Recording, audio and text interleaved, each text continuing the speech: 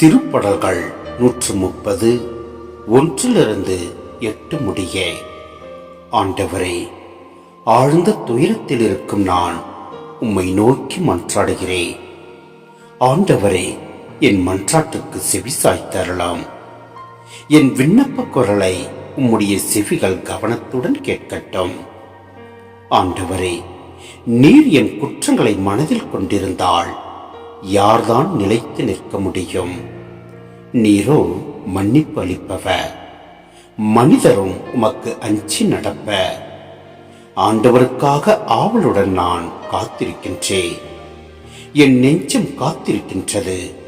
அவரது சொற்களுக்காக ஆவலுடன் காத்திருக்கின்றேன்.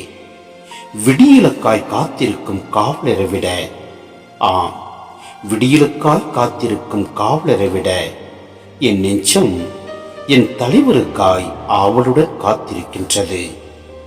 இஸ்ரேலே, ஆண்டவரையே நம்பியிரு.